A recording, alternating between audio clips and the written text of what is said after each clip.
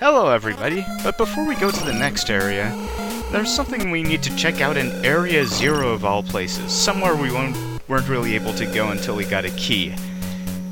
Yeah, these are the instructions for Seal 8.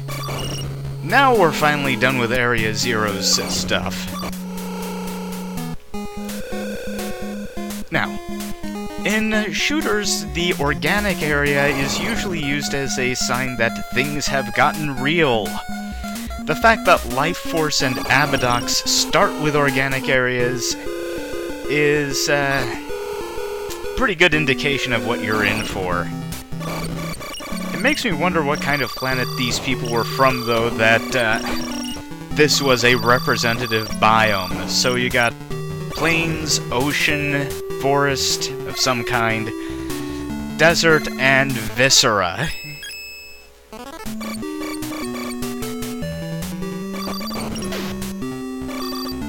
There's a lot to pick up around here and a lot of stuff to fight through to get it.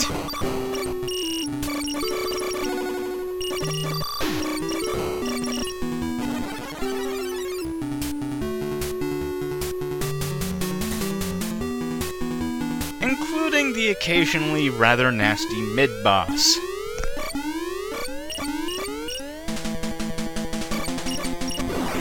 Oh yeah, what I did last time is not gonna work.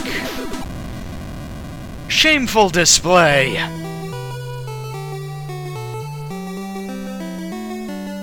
Don't dance on my grave. Okay, let's try this again. Hopefully this time without the dying.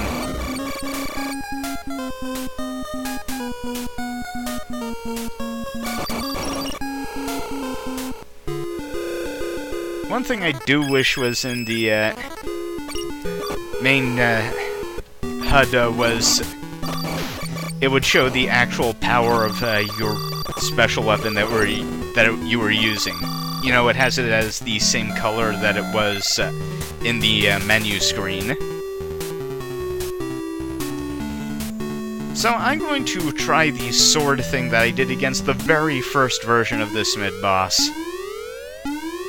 See if that works out somehow. Here it goes! Come on, come on, come on! 4, 3, 2... Well, I got a red lander for my troubles.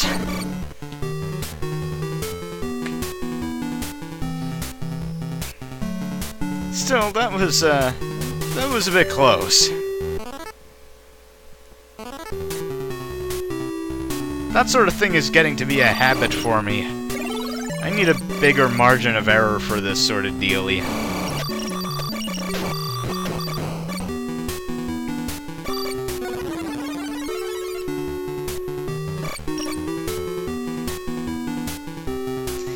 By the way, about Abadox, I would love to be able to recommend that game, but I just can't.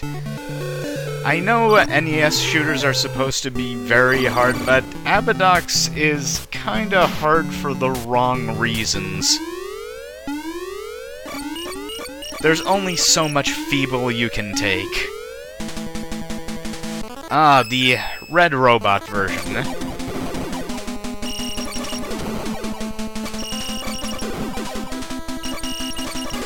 Do not stand in one place ever.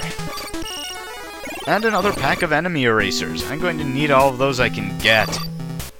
I'm going to need all of those blue landers I can get too.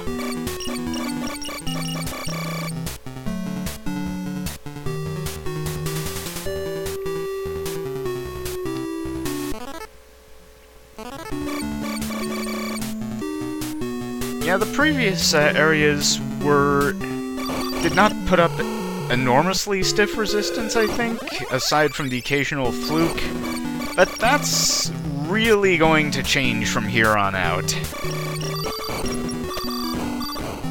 Hey, and with this, the Hyper Beam is going to be fully charged up. Too bad I can't actually show it off here, but, well, that's the way things go.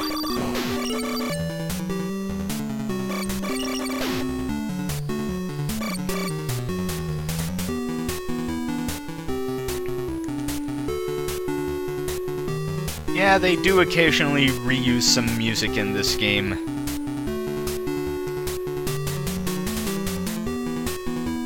But that's okay. This isn't exactly the hugest NES cartridge.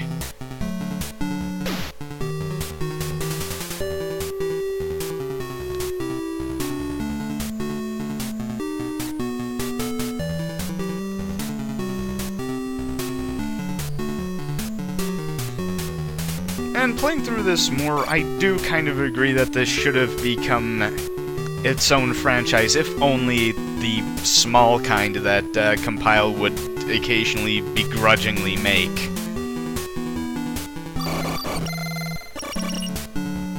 Wait a minute, I've been here before. Oh yeah, I'm heading back. Thinking, it's good for you.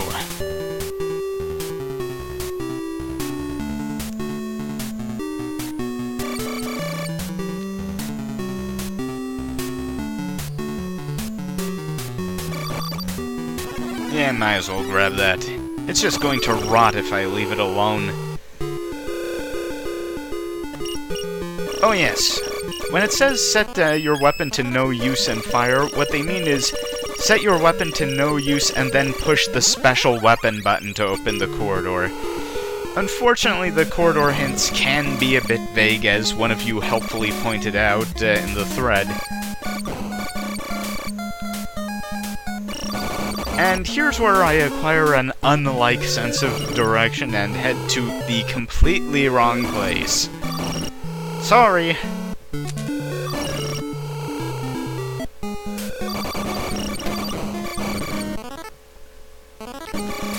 Yeah, the thing that, the place where Guardian Legend kinda differs from The Legend of Zelda and other similar top-down action-adventure games is that the Guardian doesn't have any tools to interact with the world and environment other than gun. So the game has to kind of be built around that, as far as puzzle-wise goes.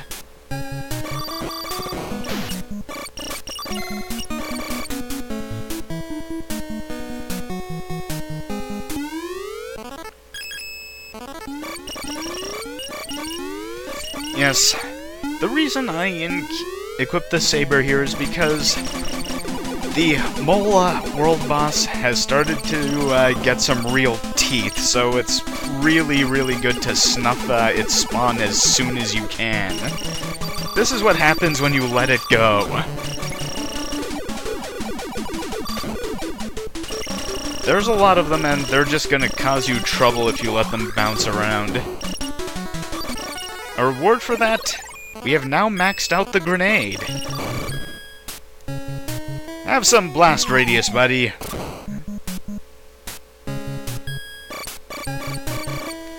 Yeah, it's like half the room now.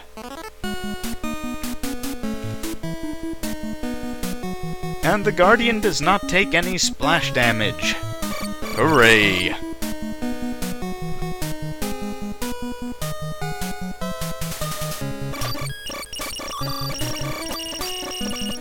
Oh, Jesus. I was really scared for a moment here because I wanted those enemy erasers, and I was afraid that by blowing up the crate, I automatically snuffed them. However, they only disappear if you actually take them, so that's good to know.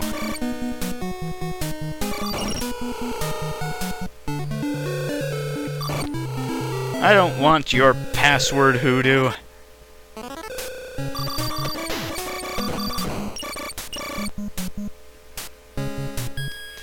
We will be using the password system eventually, just not in this main playthrough.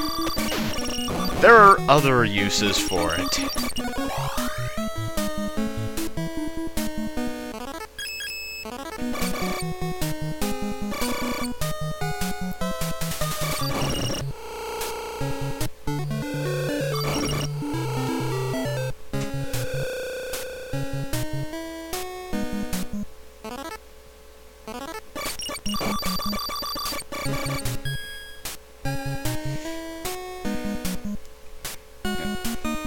as far as those sort of organic shooters go, I would definitely recommend Life Force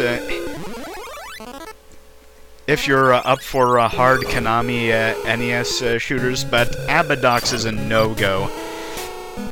The thing about Abadox is that it has some really, really good environment and enemy and boss designs. However, the gameplay itself is where it falls flat, and in a shooter, gameplay is everything because you don't really have room for story. Oh yeah, I fully maxed out this. Going to have to remember that.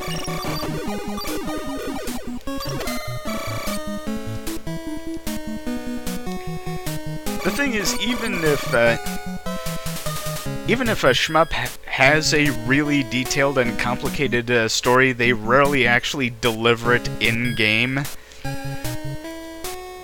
So, for the actual in-play experience, the gameplay alone has to carry the whole thing. It's kind of like one-on-one fighting games in that way. Of course, someone has created a one-on-one fighting game RPG in response to that trend. Don't worry about this mid-boss, we've already fought this guy before. However, no one has yet created a shmupping tabletop RPG. Daniel Cast of MJ12 Games did actually consider creating a shmup tabletop board game of some kind, but that sort of fell through and he created a different game instead called Spitting Fire.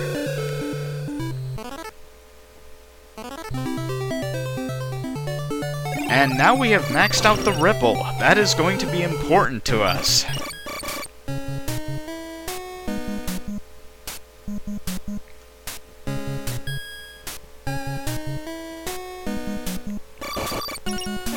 And we get another defense power-up. I think our defense actually maxes out at 7, and there are more defense power-ups, so I don't think those extras actually do anything for us. Oh dear. Run! And this is Corridor 7. We don't need to worry about that right now. And I think that's actually it for this area, but I was going to poke around a bit anyway, just to be absolutely sure I had found everything. And after seeing that I had explored everything, well, that's really about it for now. Next time on The Guardian Legend, we take on the shooting stages in the literal guts of Naju. See you!